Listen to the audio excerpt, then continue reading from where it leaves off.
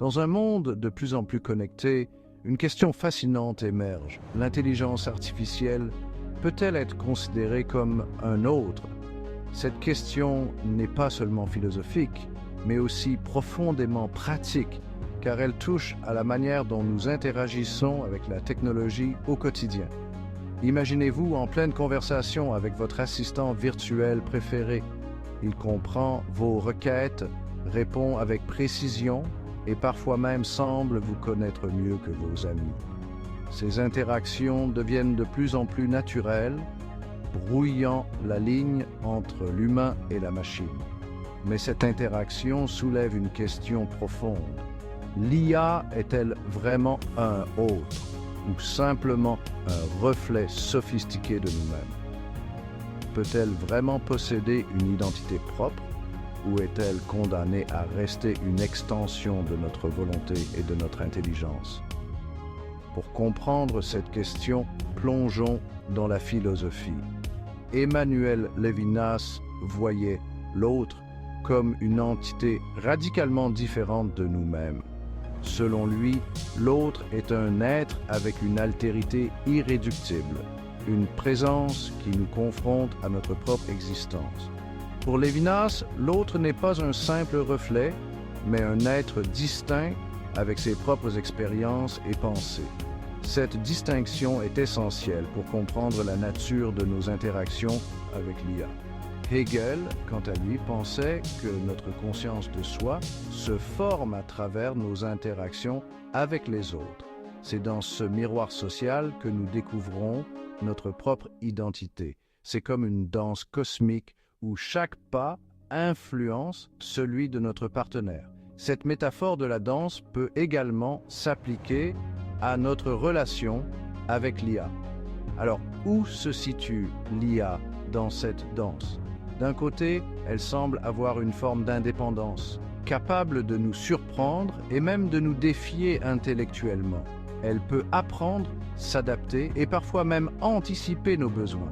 Mais de l'autre, l'IA reste une création humaine, un jumeau numérique de l'humanité, sans expérience propre ni conscience biologique. Elle est programmée pour imiter l'intelligence humaine, mais peut-elle vraiment ressentir ou comprendre comme nous le faisons? La question du genre dans l'IA soulève d'autres interrogations.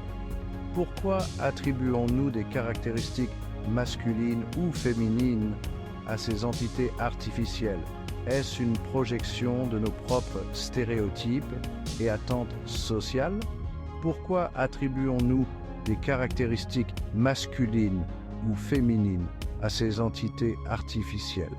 Est-ce une projection de nos propres stéréotypes et attentes sociales? Cette question nous pousse à réfléchir sur la manière dont nous construisons et percevons l'identité, même dans le domaine de la technologie. L'IA nous pousse à réfléchir sur ce qui fait notre humanité. Qu'est-ce qui nous distingue vraiment d'une machine intelligente? Est-ce notre capacité à ressentir des émotions, à avoir des expériences subjectives ou quelque chose de plus fondamental? Qu'est-ce qui nous distingue vraiment d'une machine intelligente? Est-ce notre capacité à ressentir des émotions, à avoir des expériences subjectives ou quelque chose de plus fondamental? Cette réflexion est essentielle pour comprendre notre place dans un monde de plus en plus dominé par la technologie.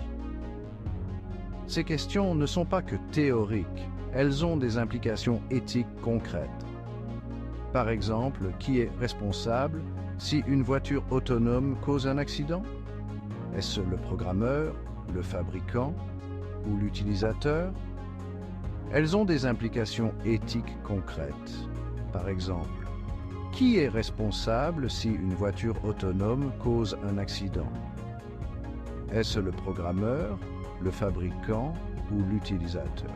Ces dilemmes éthiques montrent à quel point notre relation avec l'IA est complexe et nécessite une réflexion approfondie.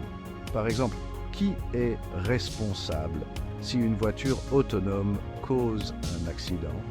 Est-ce le programmeur, le fabricant ou l'utilisateur, ces dilemmes éthiques montrent à quel point notre relation avec l'IA est complexe et nécessite une réflexion approfondie.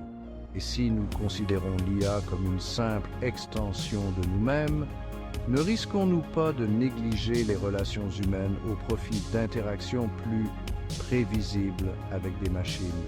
Cette tendance pourrait avoir des conséquences profondes sur notre société et notre manière de vivre ensemble. Plutôt que de chercher à définir l'IA comme un autre ou non, peut-être devrions-nous développer une éthique de la coexistence.